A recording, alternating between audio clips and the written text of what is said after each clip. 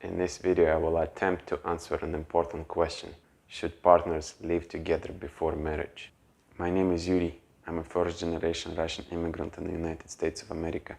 And recently, I received another comment pertaining to relationship, particularly about relationship when two people live together in the same place before marriage.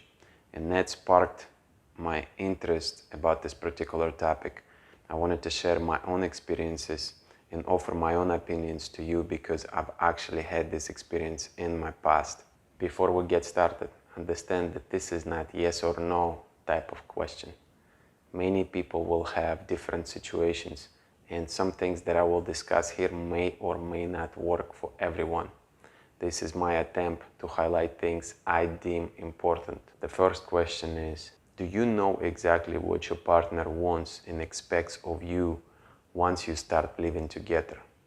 Why is it an important question? Because you want to understand other person's intentions, true intentions. Are they okay just to live together for a few months and have an open relationship? Do they want to live together for 6 months and then you go your separate ways? Do they expect you to be in a committed relationship? Do they want to marry you after living for maybe 1 year together? It's very important to establish these expectations from the beginning. And these conversations are not the easy ones because essentially you are planning ahead, and not everybody good with planning ahead. Some people live in today. Many men, many of us, we don't think ahead a year or two from now. If we like the situation right now, we're going to be content with living every day, day by day. But many women work differently. Many women like to plan ahead and they would like to have a plan.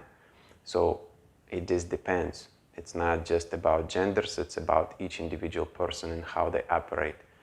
So it's very important to understand your starting point and know expectations of each other and the end goal when you are getting yourself into this type of situation. Next thing that I deem very important is to answer the question, do you work well together? The reason I used word work is because relationships are a lot of work. They are even more work when you start living together. Why they are a lot of work, you might ask?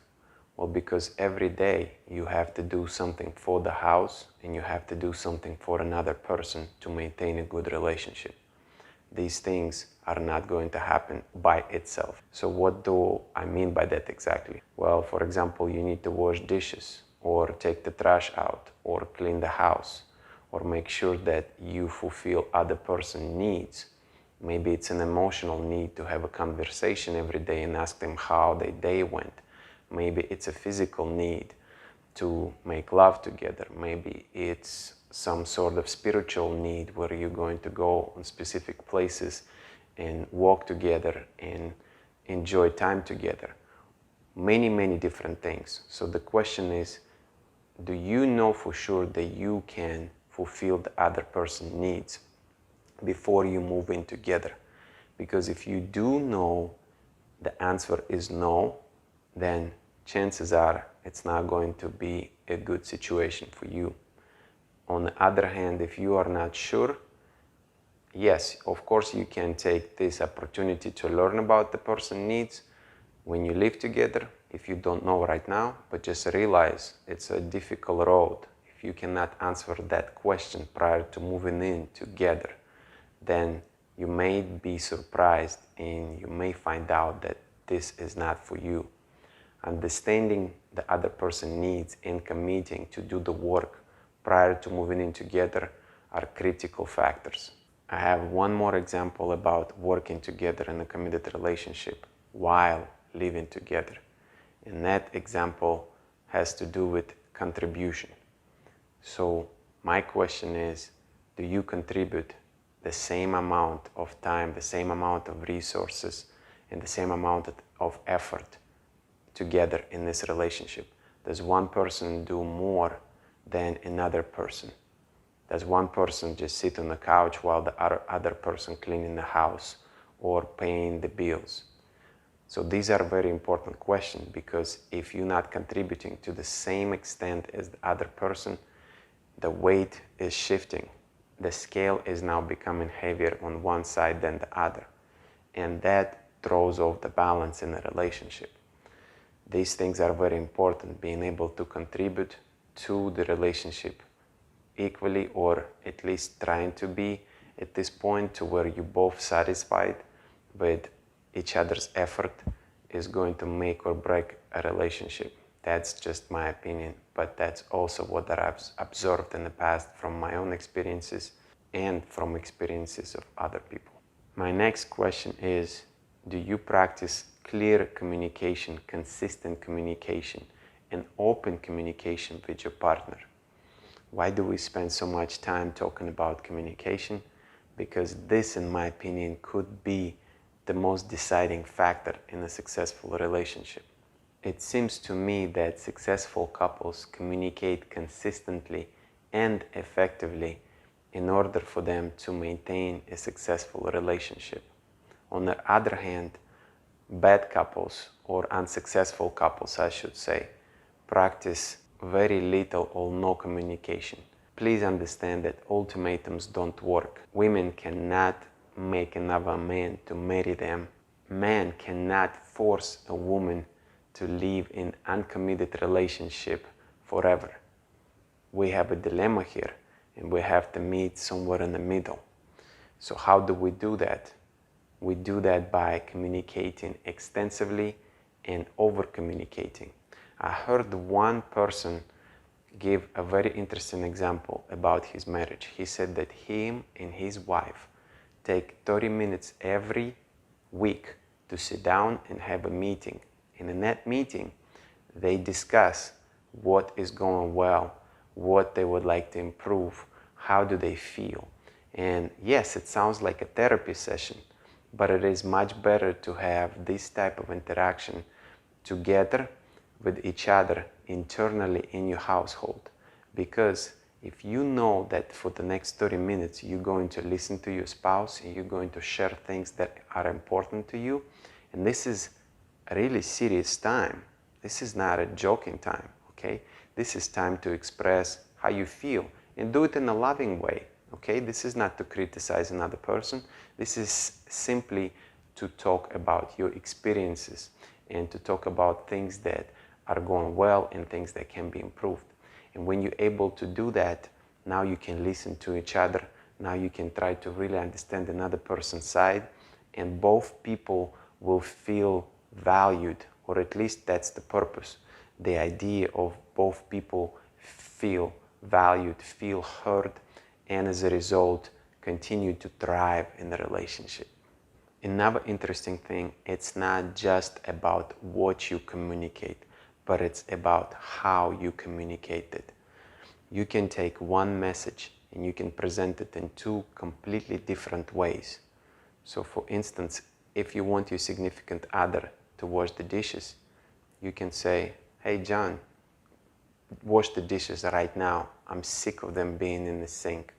Or you can say, "Hey John, honey, we have a few dishes in the sink. Would you please take care of it for me while I take a shower? I'm going to do them next time." Same message, completely different approach. And that comes to both parties. I just gave you an example of female communicating to male, but it's the same thing with male communicating to a woman. There is no place for being aggressive or being demanding. Remember that relationship is a part-time or a full-time job, rather, if you live together. And the job is like the real work that you work every day. Learning how to communicate is part of the relationship, is part of putting in work in order to make you a successful relationship. I will share a bit of a personal story with you to showcase the importance of communication.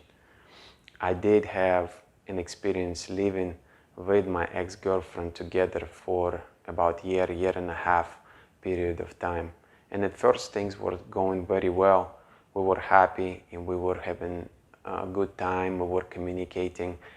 And at some point we started having these arguments, and we would sit down and we would have talks, but we could not kind of reach the compromise. She wanted to have one thing, I wanted to do something else, and therefore we could not meet, the needs were not met.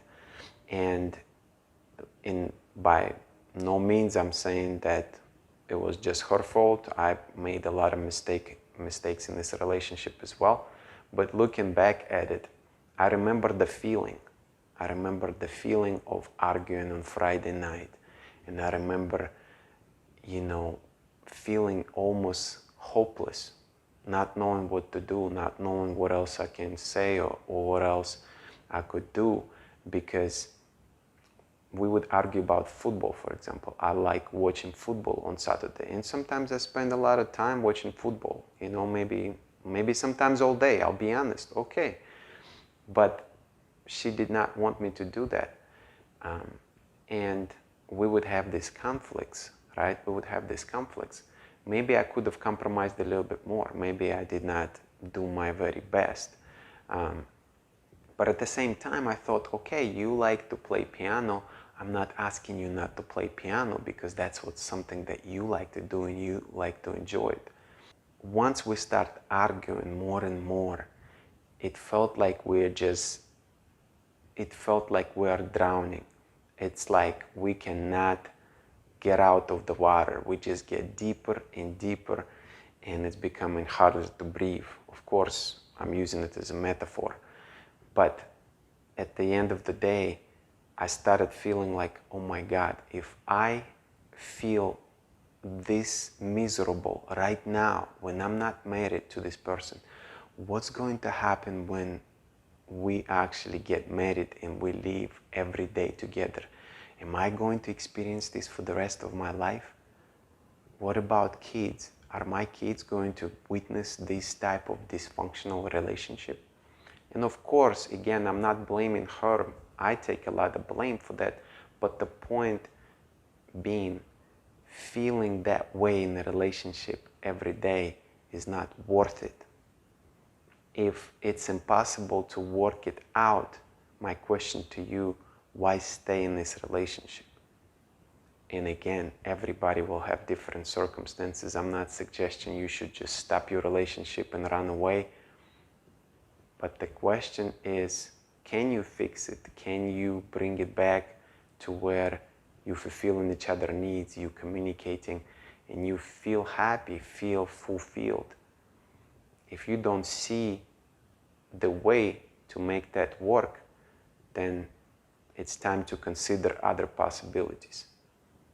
It's very difficult to be in a committed relationship when you live together and when you go through drama, for a lack of the better word, every single day.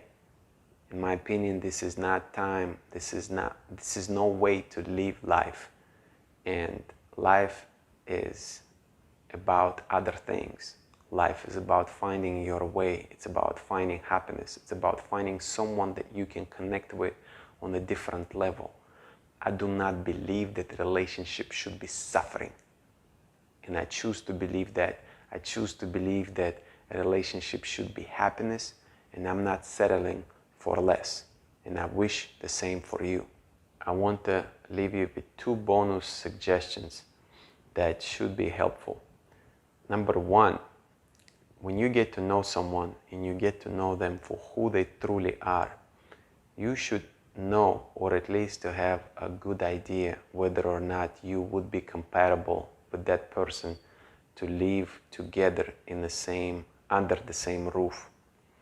That's first point. The second point, if you do decide to take this step and to move in with someone together, it's not a bad idea to establish ground rules, things that will be important for both parties in this relationship. If you know that for her it's important for dishes to be clean, then you know that needs to be done, and you need to determine between 2 of you who's going to do dishes. If you know that for him it's important that both people pay rent, then you need to establish that from the beginning and make that expectation super clear that both people split the rent halfway, or third of the way one person, 2/3 of the way another person, and to have that very, very clear. Of course, you're not going to be able to figure everything out and have a contract, no, but maybe the main things that will make or break a relationship that you deem necessary, those type of things should be decided, and you should have some sort of plan or at least a very clear idea prior to moving in together. I am so grateful to connect with all of you. I thank you so very much for your heartfelt comments, for your suggestions, and for sharing your personal stories. Let's continue to share the knowledge and attempt to make this world a better place. Thank you for watching this video. If you enjoyed this content, subscribe to my channel, give me thumbs up, and click the bell so you can receive notifications for future videos. I hope that you are truly happy in your relationships and you and your partner growing together, whether you choose to live under the same roof or not. Take care of yourself and your loved ones. Until the next time, be well.